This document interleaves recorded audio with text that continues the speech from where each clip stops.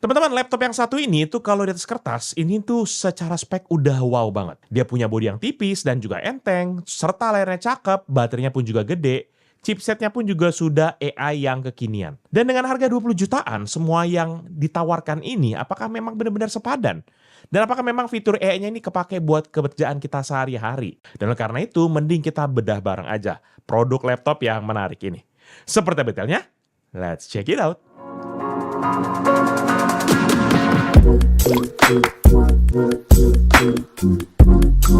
Halo guys, balik lagi bersama Pichel dan kali ini Pichel kedatangan lagi Asus ZenBook 14 OLED dengan kode UM3406GA-OLED 7111M.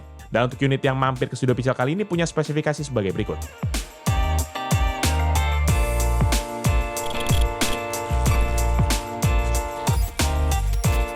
Nah teman-teman, secara desain, maka laptop ini hadir dengan desain yang stylish, premium, lengkap dengan aksen garis-garisnya. Desain ini memang menjadi ciri khas dari ZenBook ya, yang memang kalau dibandingin sama VivoBook atau Ultrabook yang lain, ini jadi kelihatan memang lebih rame. Tapi ya balik lagi, semua ini punya ciri khas masing-masing. Dan varian warnanya sendiri memang produk yang Pichel review kali ini punya warna Jade Black yang udah tergolong lebih netral.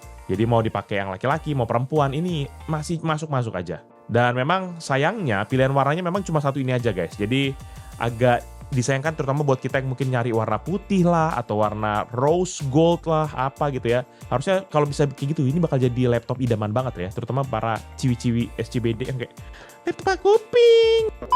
Kemudian terkait dengan finishing, sayangnya ini lumayan jadi magnet sidik jari. Jadi buat yang agak serampangan pakainya, mungkin harus rajin-rajin ngelap ya, biar tetap kelihatan clean nih laptopnya. Sementara untuk sisi material, maka laptop ini menggunakan material berbahan magnesium aluminium yang bikin keseluruhan bodinya tetap terasa kokoh, tapi di sisi lain juga tetap ringan. Karena memang pas Pichel timbang, untuk bobotnya sendiri berada di 1,2 kg. Sementara kalau kita tambah pakai charger jadi cuma sekitar 1,4 kg aja. Sementara untuk dimensinya sendiri, maka produk ini ada di 22 dikali 31 cm dengan ketebalan di 1,4 cm. Kombinasi bobot dan dimensinya ini bikin dia tuh terasa compact dan gampang banget buat dibawa kemana-mana. Nah memang menariknya meskipun tipis, tapi ternyata laptop ini masih bersertifikasi MIL STD 810H. Sertifikasi ini yang bikin laptop ini udah melewati berbagai uji tes ketahanan. Mulai dari suhu, guncangan, getaran, tekanan, dan juga bahkan hingga benturan. Pokoknya untuk urusan ketahanan secara fisik ini udah aman banget harusnya. Selanjutnya masuk ke bagian detail desain, dimana mulai dari cover luarnya, meskipun dia punya desain garis-garis geometris, tapi sebenarnya ini masih terlihat clean. Selanjutnya kalau pindah ke bagian bawah, maka di sini terdapat 3 buah kaki karet, dimana satunya tuh memanjang di bagian belakang, sementara 2 lainnya ada di bagian depannya. Di area ini juga terdapat banyak lubang grill untuk sirkulasi udara dan juga speaker yang terletak di kanan dan kirinya. Dan seperti biasa di bagian ini juga terdapat branding, berbagai stiker-stiker, deretan informasi, dan juga detail sertifikasinya. Kalau teman-teman pindah ke area samping-samping yang sekaligus menjadi tempat colok-colok, maka I/O port lah yang bernaung di sisi sebelah sini nih. Mulai dari sisi bagian kanan terdapat satu port Full HDMI 2.1 TMDS, satu port 3,5 mm combo audio jack, satu port USB Type-C 4.0, dan satu port USB Type-C 3.2 Gen 2.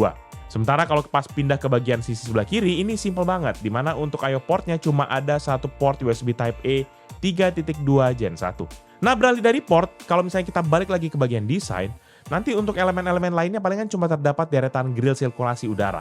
Sisanya memang nggak ada apa-apa lagi. Nah kalau Pichel mau komen soal I/O portnya, memang ini harusnya sudah mengcover akan kebutuhan esensial zaman now. Apalagi udah ada USB Type-C yang 4.0, ini harusnya sudah aman banget ya.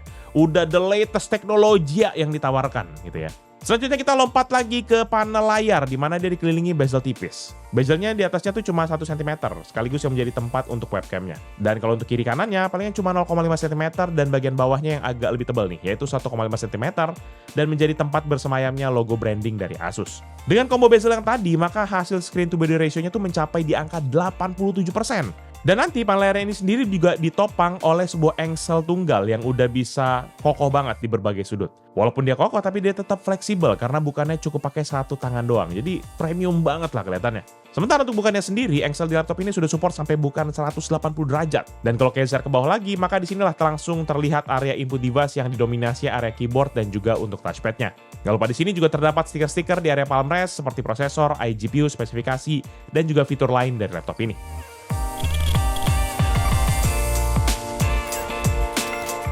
Untuk urusan layar, maka layar laptop ini punya layar dengan panel OLED berukuran 14 inci dengan kode ID SDC4210 dan juga untuk model numbernya ATNA 40CT06-0, di mana layar ini punya spek rasio 16:10 dan memiliki resolusi WUXGA atau 1920x1200. Dan untuk layarnya sendiri, Asus ini ngasih brandingan dengan nama Asus Lumina OLED, di mana karakter layar ini tuh tergolong panel finishingnya tuh glossy dengan warna yang vivid dan juga kontras yang tinggi.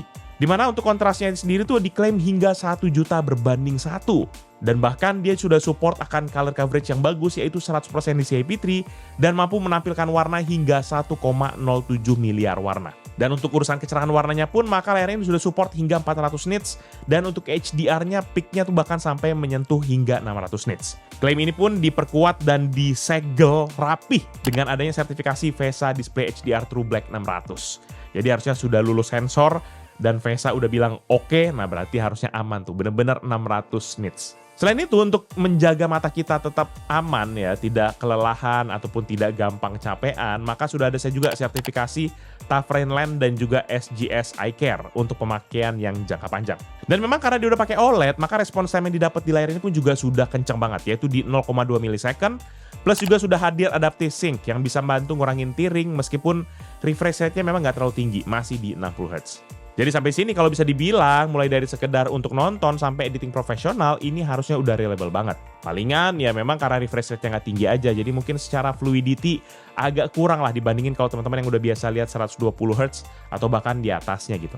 Dan karena tadi kita udah paparin data-datanya dan seperti biasa Pichel kita tidak akan terima begitu saja. Kita harus tes menggunakan X-Rite Display Plus biar kita bisa dapat hasil pengujian real testnya seperti apa. Dan pengujiannya kita pakai dengan color profile bawaan serta brightness-nya kita mentokin hingga 100%. Hasilnya layar OLED ini punya gamut coverage di 100% sRGB, 95,5% Adobe RGB, dan 99,4% DCI-P3. Sementara untuk gamut volumenya sendiri ada di 169,7% sRGB, 116,9% Adobe RGB, dan 120,2% DCI-P3.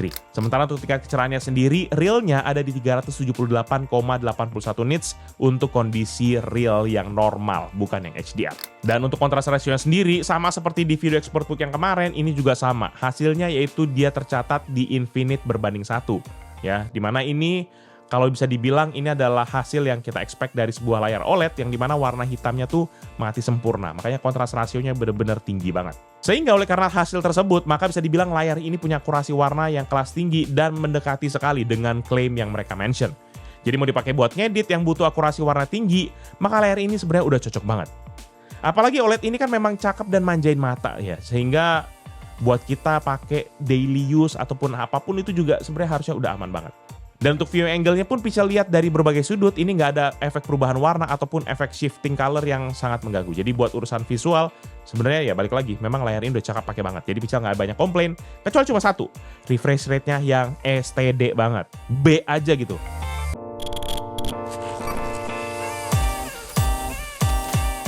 Dan masuk kepada urusan input device, maka laptop ini sendiri punya 2 input device dan 1 security input. Pertama kita mulai dari input device-nya dulu, di mana terdapat sebuah keyboard dengan backlight yang punya 3 tingkat kecerahan.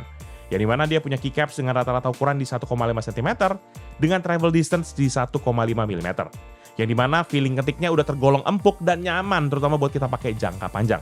Dan seperti pada laptop canggih pada zaman sekarang, maka laptop ini pun juga sudah nyematin tombol Copilot lengkap dengan berbagai shortcut function key. Nanti di sini ada kayak seperti function volume, brightness, backlight, dan masih banyak lagi. Ini standar lah. Selanjutnya dari keyboard kita pindah ke input device yang lain yaitu untuk touchpad, di mana laptop ini punya touchpad dengan ukuran 13 x 7,5 cm. Di mana ini secara default sudah support akan Windows gesture seperti laptop-laptop kebanyakan. Dan tapi yang menarik di sini Asus masih menghadirkan fitur khusus dari ZenBook yaitu Asus Numberpad 2.0. Jadi touchpad ini nggak cuma buat navigasi aja tapi bisa berubah jadi numberpad virtual buat kita bisa input angka.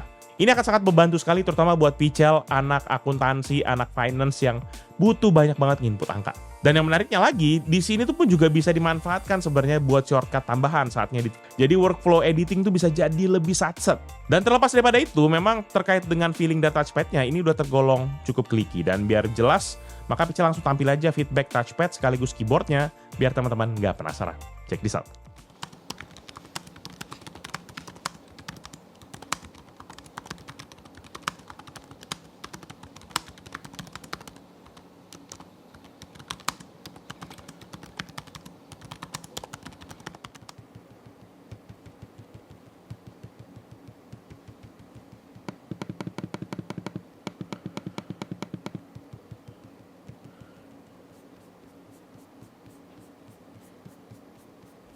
Dan lanjut lagi, sekarang kita masuk kepada security input, dimana seperti yang udah Pichal mention sebelumnya, kalau laptop ini cuma punya sebuah security input, yaitu Full HD kamera dengan infrared function, yang support akan Windows Hello buat face recognition. Kualitasnya pun tergolong oke, karena nggak sampai hitungan detik kameranya udah bisa langsung ngedeteksi wajah kita, baik dalam kondisi terang ataupun dalam kondisi gelap, dan dengan IR kameranya di tempat gelap apapun juga ini udah aman banget. Beda dengan yang cuma face recognition berdasarkan pattern muka doang gitu ya. Ya memang meskipun cuma ada face recognition dan absent fingerprint, menurut Pichal ini udah lebih dari cukup. Apalagi kualitasnya kan juga tetap sat-sat ya. Terutama akan membantu sekali buat kita yang suka sekali pergi kemana, baru unlock, pergi kemana, unlock gitu ya. Daripada pakai fingerprint mungkin agak repot, ada yang mungkin lebih suka menampilkan mukanya yang ganteng-ganteng itu ya kan.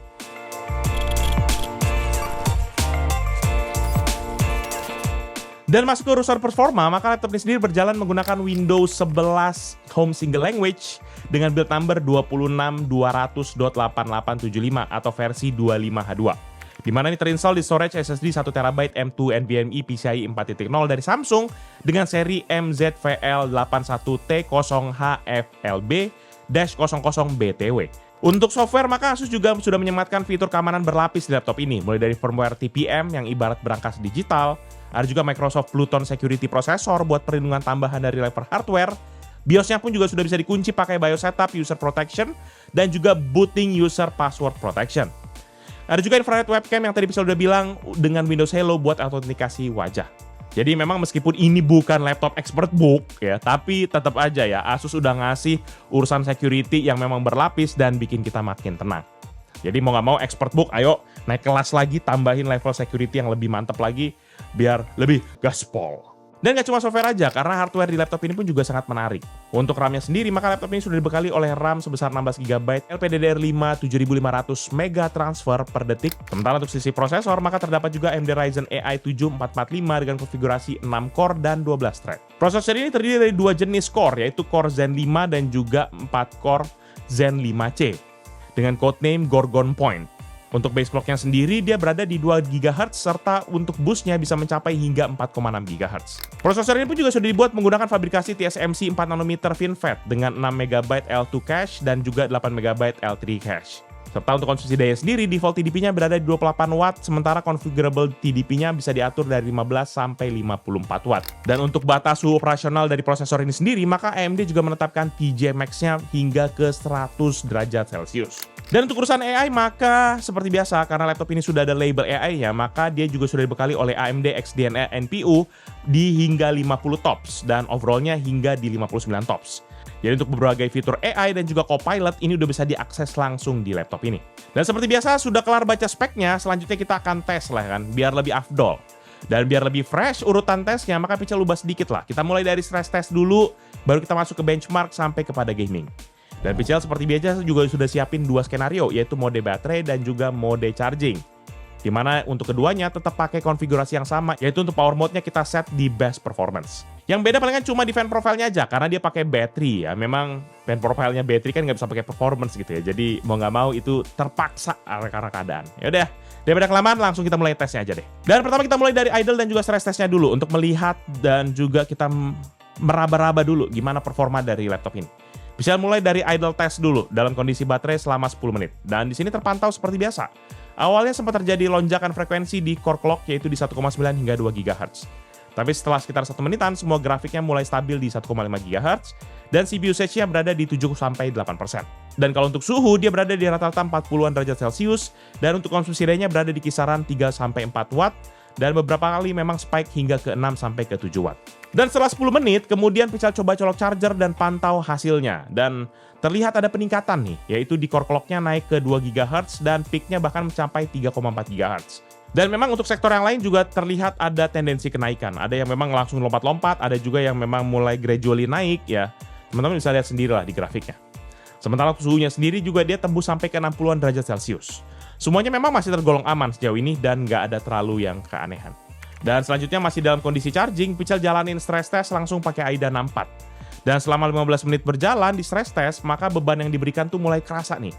Hasilnya pada awal-awal suhu langsung melonjak sampai ke 80-an derajat Celcius. Sementara konsumsi dayanya naik sampai ke 28 Watt. Di sisi lain, core clock-nya juga ikutan naik dan akhirnya stabil hingga di 3,4 GHz. Dan setelah kita udah lakukan stress test tersebut, chargernya Pical cabut dan laptop kita diamkan selama 15 menit untuk menstabilkan suhu di dalamnya. Dan pas suhu udah stabil, langsung aja kita lanjut stress test menggunakan battery mode. Di sini terlihat performanya turun dibandingkan saat charging, yang dimana core clock-nya ada di 2,4 GHz sampai ke 2,7 GHz, walaupun sesekali masih sempat jumping ke 3,2 GHz. Sementara untuk konsumsi daya sendiri juga turun tipis menjadi 24 sampai ke 25 watt saja. Dan untuk suhunya udah mulai naik sampai ke level 80-an derajat Celcius. Setelah itu Pical hentikan pengetesannya dengan total durasi testing selama 1 jam 5 menit. Nah teman-teman, kalau teman-teman tanya, hasil stress test ini kelihatan lagi kalau perbedaan baterai dan charging testnya ternyata tergolong tipis. Saat charging, core clock-nya stabil di 3,4 GHz dengan konsumsi daya di 28 watt. Sementara waktu baterai dia turun ke 2,4 sampai ke 2,7 GHz dengan konsumsi di 24 sampai ke 25 watt. Dan memang menariknya, secara suhu, kedua-duanya tuh masih sama-sama bertahan di kisaran 80-an derajat Celcius. Padahal di atas kertas memang prosesor ini bisa di-boost hingga 4,6 GHz. Tapi dalam pengujian tadi, frekuensinya sayangnya hanya mentok di 3,4 GHz saat kita charging dengan konsumsi daya yang hanya mentok di 28 watt. Artinya memang bisa dilihat bahwa prosesor ini masih ditahan baik ya mungkin oleh Asus kali ya di set dan memang nggak bisa nyampe kepada maksimum boost clock-nya. Ya sebenarnya kalau kita kaitkan dengan TJ Max yang tadi atau suhu maksimumnya bahkan harusnya masih jauh ya karena dia kan mentoknya di 100 derajat Celcius sementara realnya tadi kita mentok suhunya di 80-an derajat Celcius. Masih ada ruang tuh sekitar 20-an derajat Celcius. Tapi sepertinya Asus ya memilih settingan yang lebih konservatif terutama buat jaga-jaga performa biar tetap stabil dan bisa bertahan lama nih produknya. Dan kalau ngomongin temperatur, selain suhu dalaman tadi, nggak lupa juga Pical cek suhu permukaannya buat ngasih gambaran kenyamanan selama penggunaan. Hasilnya di ruangan dengan suhu ber-AC di 25 derajat Celcius, saat idle, maka titik terpanasnya ada di bagian depan atau bagian atas yang berada di area tombol F9 dan F10. Dengan suhu rata-rata di 38,8 derajat Celcius dan maksimumnya mencapai 40,2 derajat Celcius. Sementara untuk bagian belakang terlihat permukaan paling panas ada di lubang airflow-nya, di mana average-nya di 41,6 dengan maksimum hingga 42,8 derajat Celcius. Dan ketika kita naikkan di kondisi stress test, maka suhu permukaan di bagian depannya itu berada di bagian engsel dengan average di 47 derajat dan maksimumnya bahkan mencapai 53,2 derajat Celcius. Sedangkan untuk bagian belakang masih di titik terpanasnya masih ada di lubang airflow pembuangannya dengan rata-rata di 54,7 dan maksimum mencapai 61,6 derajat Celcius. Jadi kalau buat pemakaian harian, terutama ngetik ataupun kerja, temperatur permukaannya tergolong masih nyaman. Dan ketika diajak stress test ataupun juga untuk aplikasi yang berat, maka area keyboard dan sekitar engsel ini mulai terasa lebih hangat. Bisa nggak bisa pungkiri, mungkin nggak selamanya kita ngegeber gitu kan, tapi ini cuma sebagai gambaran limitasi aja dan biar teman-teman tahu gitu. Nah setelah kita udah bahas stress test dan juga idle test yang tadi, sekarang kita masuk kepada pengetesan benchmark untuk mendapatkan gambaran yang lebih jauh dan lebih detail dan lebih konkret menurut Pical ya terkait dengan laptop ini. Tes pertama kita mulai dengan Cinebench R23 dan hasilnya dia udah nunjukin perbedaan yang jelas. Dimana di battery mode multicore-nya terbaca di 10.510 dan single core di 1.751. Sementara pada charging mode multicore-nya naik 0,4% sedangkan single core-nya meningkat 2,57%. Pola yang sama juga terlihat nih di Cinebench R20 dimana battery mode tuh rata-rata di 4.085 poin dan pas dicolok charger dia naik sekitar 1,9%. Dan kalau kita beralih kepada tes rendering Blender, maka hasilnya pun juga naik. Tapi di sini memang masih tipis-tipis juga, di mana battery mode itu butuh waktu 3 menit 53 detik, dan di charging mode dia lebih cepat sekitar 4,3%. Yang menarik, baru kelihatan waktu kita ngetes di Adobe Premiere Pro, di mana battery mode render time-nya di 4 menit 19 detik, sementara pada waktu charging dia 30,5% lebih cepat. Ini menurut Pical yang jadi perbedaan paling menonjol kalau dibandingkan sama tes yang sebelumnya. Dan lanjut lagi kita mulai masuk kepada PCMark 10 buat lihat gambaran performa secara keseluruhan dari laptop ini. Dan hasilnya di mode battery, laptop ini memberikan skor point to di 9.225 untuk esensial, 8.671 untuk productivity, dan 6.528 untuk digital content creation. Dengan skor akhir di 5.773. Dan saat charging, skor akhirnya naik sekitar 13%, di mana peningkatan paling berasa ada di sektor esensial yang naik sekitar 14%. Dan terakhir, Pical tes juga untuk pengujian storage dari laptop ini dengan Crystal D Smart. Dan hasilnya untuk pengujian sequential 1 MB pada battery mode, kecepatan membaca datanya sebesar 3,56 GB per second, dan untuk menulisnya tuh sebesar 3,2 GB per second. Dan pada waktu charging mode, maka perubahannya ini baru ekstrim banget, di mana pada waktu kita coba tes untuk membaca datanya itu mencapai 99,4% lebih tinggi dan untuk menulis datanya juga naik 82,2%. Dan dari tadi kita beralih untuk pengujian random 4 KB masih di Crystal D Smart. Dan di battery mode hasilnya tuh dia kecepatan membaca datanya mencapai 64 MB per second, sementara kecepatan menulis datanya mencapai 150 MB per second. Dan kalau kita pindah ke charging mode, kecepatan membaca datanya lebih cepat 10,9%, sementara untuk kecepatan menulisnya itu naik hingga 2% lebih cepat. Sampai di sini sebenarnya terlihat ya, kalau charging mode-nya tuh memang nggak terlalu beda jauh sama pada waktu kondisi waktu pakai baterai. Jadi memang bisa dibilang pada waktu real performance, mode baterainya tuh juga udah lebih optimal. Cuma memang bisa kelihatan anomalinya pada waktu kita pakai Crystalline Smart, di mana untuk membaca dan menulis datanya pada waktu kita colokin listrik, itu kenapa bisa naik sampai hampir 2 kali lipat gitu kan. Dan setelah bahas yang data yang tadi, kita akan masuk ke bagian urusan grafis, di mana laptop ini mengenalkan AMD Radeon 840M sebagai integrated GPU-nya. Di mana integrated GPU ini menggunakan arsitektur RDNA 3,5 yang dibuat dengan fabrikasi TSMC 4 nanometer dan punya codename Kraken Point. Dan kalau lihat dari spesifikasinya, maka Radeon 840M ini punya 4 computation unit, 256 shading unit, 16 texture mapping unit, 8 ROPs, serta 4 ray tracing acceleration core. Dan untuk base clocknya sendiri berada di 400 GHz, sementara untuk boost clocknya bisa mencapai 2,9 GHz, tergantung beban kerja dan juga kondisi thermal. Dan seperti biasa, sama seperti ExpertBook, maka GPU ini pun juga sudah mendukung akan DirectX 12 Ultimate, DisplayPort 2.1, HDMI 2.1, Adaptive Sync, AMD FreeSync, serta mampu menangani hingga 4 monitor sekaligus. Jadi memang secara untuk dukungan display, ini sudah bisa nyambung lah ya dengan semua port yang tersedia di laptop ini. Oh ya, untuk urusan memori pun, karena statusnya ini sebagai integrated GPU, maka Radeon 840M ini bakal mengambil sharing memori dari RAM utamanya. Menariknya, VRAM di laptop ini tuh bisa kita atur mulai dari 0,5 GB sampai kepada 8 GB. Pical juga sempat otak-atik nih lewat AMD Adrenalin, dan memang pilihan alokasinya tersedia sampai 8 GB. Tapi perlu diingat, angka ini bukan berarti GPU-nya tiba-tiba punya VRAM dedicated 8 GB, karena dia tetap mengambil RAM utamanya itu sebagai kapasitas untuk VRAM-nya. Jadi sharing lah ya. Jadi kalau RAM utamanya itu tuh 16 GB, yang dimana kasusnya di sini memang 16 GB gitu ya. Maka ketika VRAM-nya dialokasikan 8 GB, maka otomatis kapasitas RAM yang dipakai di sistem utama itu pun juga ikutan berkurang. Makanya buat iGPU kayak Radeon 840M ini, kapasitas dan bandwidth RAM itu bakal punya pengaruh besar kepada performanya. Selanjutnya untuk tes iGPU-nya, maka di skenario ini kita masih sama, pakai baterai dan juga versus charging mode. Dan juga power mode dan pen profile-nya juga kita samakan seperti tes CPU yang tadi. Dan untuk urusan RAM-nya, biar makin apple to apple gitu, bukan makin apple to apple ya, sebenarnya lebih ke arah pengen lihat performa lebih maksimalnya, maka kita set VRAM-nya tuh ke 8 GB untuk semua modenya. Dan untuk pengujian GPU pertama kita pakai Blender BMW Rendering. Tapi sayangnya Blender di laptop ini nggak bisa mendeteksi GPU-nya. Awalnya Pical kira cuma masalah software aja, tapi setelah Blender di-update hasilnya juga masih sama. Udah coba berbagai cara buat ngakalinnya, tapi sayangnya tidak bisa juga. Jadi kali ini tes Blendernya kita skip, sama seperti ExpertBook yang kemarin. Dan berikutnya kita masuk kepada 3D Mark Time Spy sebagai synthetic benchmark. Hasilnya di battery mode dia mendapatkan skor sebesar 1795 untuk grafik, 5741 untuk CPU, dan 2016 untuk overall skornya. Sementara pada charging mode untuk grafiknya naik 0,2%, dan untuk CPU naik 23,9%, dan untuk overallnya naik 0,1%. Sampai di sini masih kelihatan sama kayak pengetesan CPU yang tadi. Karena kalau charging dan pakai baterai, itu tuh nggak terlalu jauh memang perbedaannya. Jadi ini memang menambah keyakinan kalau laptop ini bakal tetap optimal meskipun kita nggak colokin ke adaptor listrik. Dan sebagai perbandingan, berikut ini bisa coba tampilin deh hasil tes dari beberapa PC dan laptop yang Pical pernah review. Check this out.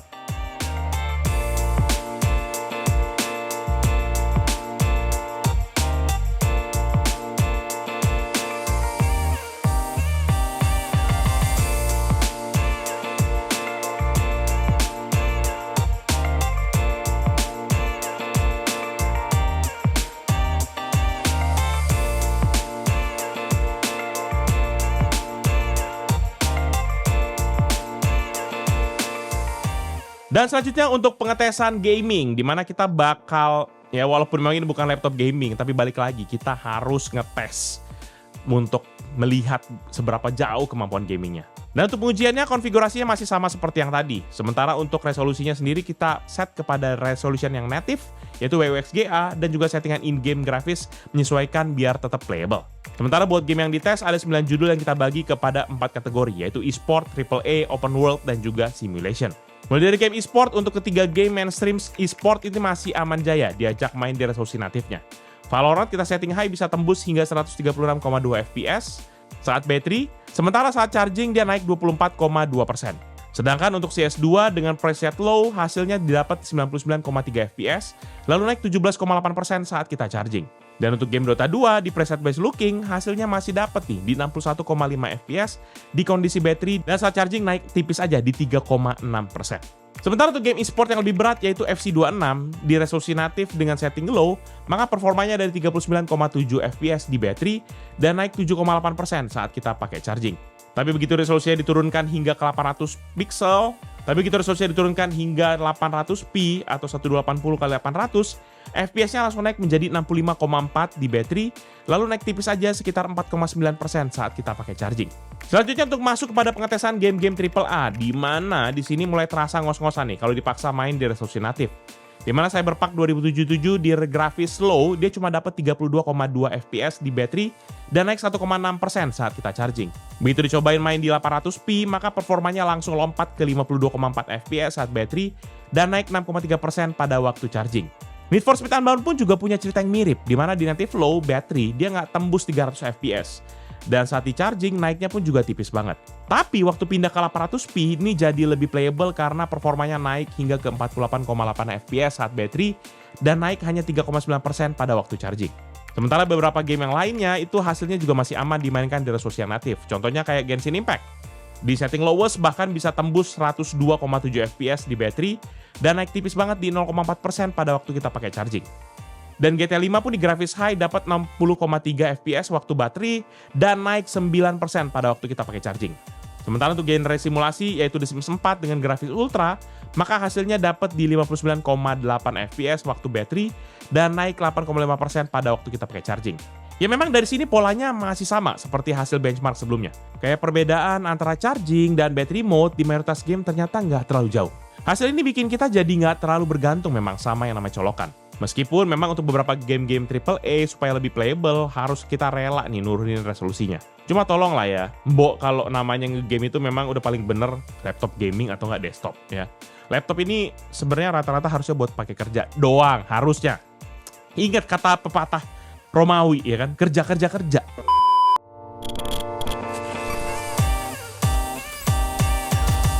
Masuk kepada urusan multimedia, maka laptop ini sendiri punya stereo built-in speaker dengan dukungan kepada Dolby Atmos. Dan seperti yang kita kenal, maka Dolby Atmos ini bikin suara terasa lebih luas dan punya efek spatial. Jadi, posisi suara terasa lebih jelas posisi-posisinya, terutama pada waktu kita nonton film ataupun juga dengerin musik. Untuk kejernihannya sih jangan ditanya ya.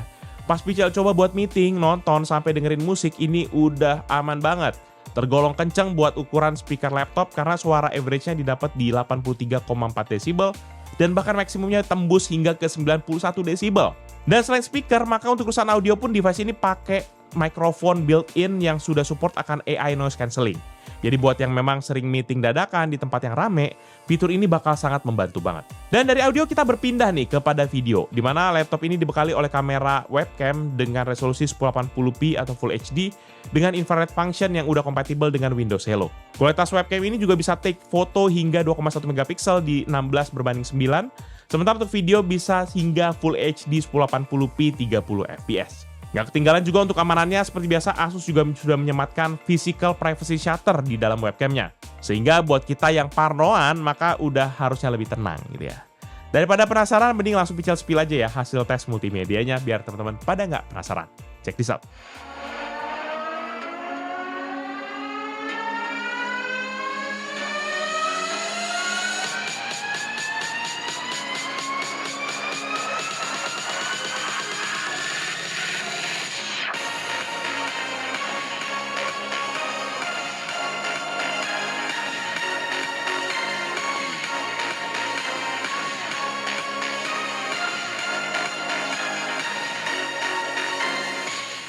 Cek 1, 2, 3, ini adalah pengetesan kamera di Full HD 30 fps dan ini warnanya bagus banget ya, di banyak cahaya udah oke banget. Dan kalau misalnya kita pindah ke tempat yang minim cahaya, dia kayak gini ya. Dan kalau misalnya teman-teman lihat dari tadi udah oke banget karena dia juga ada flicker reduction sampai 60 Hz. Selain itu dia juga ada fitur-fitur macam automatic framing yang bikin kepala kita tuh fokus di tengah gitu ya. Jadi kalau misal kalian ke kanan ke kiri udah aman, dan ada juga background effect yang bikin belakangnya jadi ngeblur gitu ya.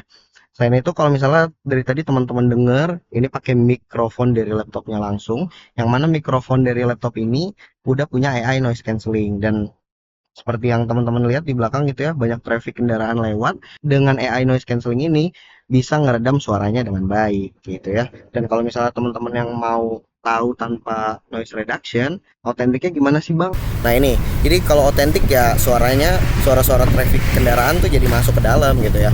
Dan kalau misalnya kita balik lagi ke AI noise cancelling, ini mantep banget.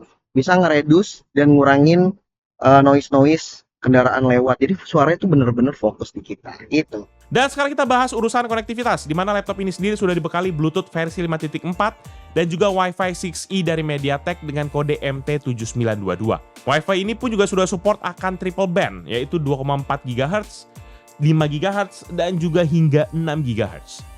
Cuma sayangnya untuk port Ethernet ini harus absen di laptop ini. Ya, beda sama ExpertBook P5 yang kemarin yang Pichal sempat review, maka laptop ini memilih ikutan mainstream kayak laptop zaman now. Apa itu port Ethernet? Saya kan punya pakai Wi-Fi doang gitu ya. Memang mungkin rata-rata pengguna ZenBook kan nggak butuh kali.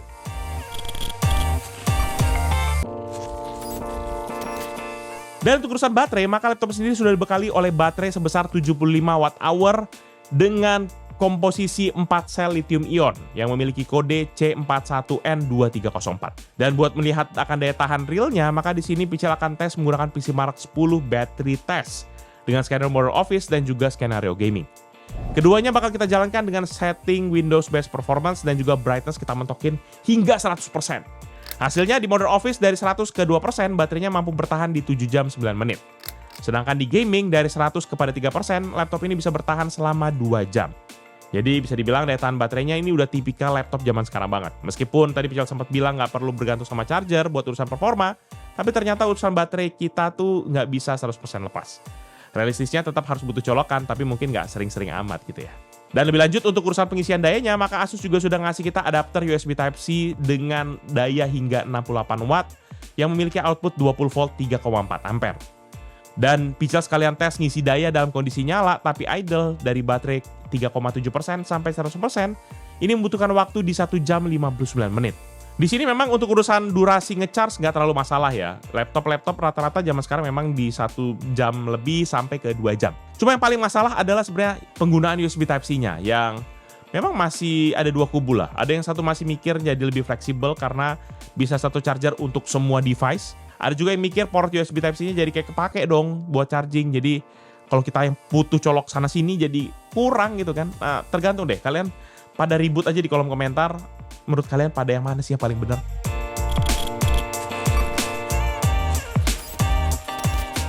Dan terakhir untuk urusan upgrade, maka sayangnya laptop ini memiliki konfigurasi yang terbatas. Karena RAM-nya sudah tersolder langsung kepada motherboard-nya. Jadi nggak bisa dicopot pasang ataupun kita upgrade. Ya walaupun memang di sisi lainnya konfigurasi RAM-nya kan udah top notch lah ya. Dia sudah quad channel gitu ya. Jadi bandwidth memorinya jadi tetap lebih lega, lebih cepat dan bisa ngebantu performa. Terutama apalagi ini karena dipakai juga sama integrated GPU-nya.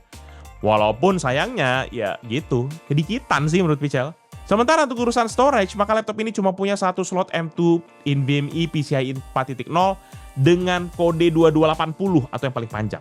Oleh karena itu, karena cuma satu aja slotnya, jadi opsinya kita cuma ganti aja kepada yang lebih tinggi. Kalau kita rasa 1 TB ini masih kurang.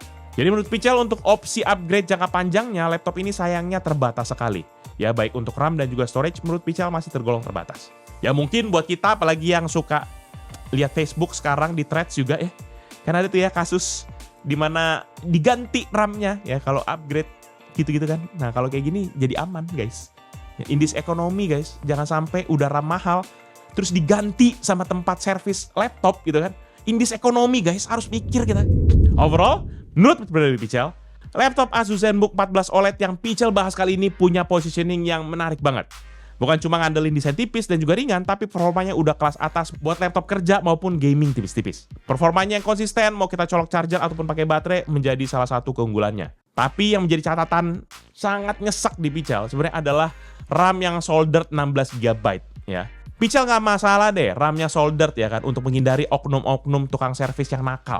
Tapi kalau cuma 16 GB, saya harus cerita ke siapa? Saya harus ngobrol ke siapa ini? Ya, apalagi ini pakai integrated GPU, diambil RAM-nya 8 GB, sisa cuma 8 guys. Mau nangis kali ya, buka Chrome paling cuma 5 tab, udah nge-refresh terus kali itu. Ya walaupun begitu, di sisi yang lain untuk kayak daya tahan baterai ini tergolong oke lah ya. Buat kita pakai kerjaan juga harusnya aman. Dan yang menariknya buat kita yang memang mandang fisik banget ya, siapa nih yang anaknya fisik banget diperhatiin, nggak usah khawatir karena memang laptop ini udah pakai layar OLED. Jadi udah layarnya OLED, bodinya ringan, tipis gitu ya. Speakernya juga berasa karena pakai Dolby Atmos gitu ya. Maka menurut Pical ya masih oke lah. Dan buat yang tertarik soal barangnya ini berapa harus kita tebus ya. Penasaran harganya, Pical akan tulis di kolom deskripsi di bawah ya. Pical taruh di situ aja. Sekaligus teman-teman juga jangan lupa untuk cek sosial media serta website Pical dan mampir juga ke YouTube channel kita yang lain di bawah Pical Media Group. Seperti Pical Main Game yang bahas soal game konsol, ada juga PMG Fams yang bahas soal Pical serta keluarga, dan juga Pical Toys Time yang bahas soal mainan. Jangan lupa teman-teman pada subscribe walaupun beberapa Pical agak bolong-bolong ya karena kita fokus ya dulu Pical Tekno dulu sekarang nih. Dan juga Pical Main Game lah ya. Tapi jangan lupa subscribe ya. Jadi itu Pical kali ini. Thank you guys for watching. I'll see you in the next video. Bye-bye. Mantap sih. Ya tapi bener ya, modus yang si RAM itu bener-bener ya indis ekonomi ya, bener-bener jahat banget tau gak sih? Pas lagi harga mahal begini ditilep, bis. Semoga beneran ditilep ya. Kalau kagak beneran ditilep, yang buat TS-nya juga kita sikat nih lama-lama.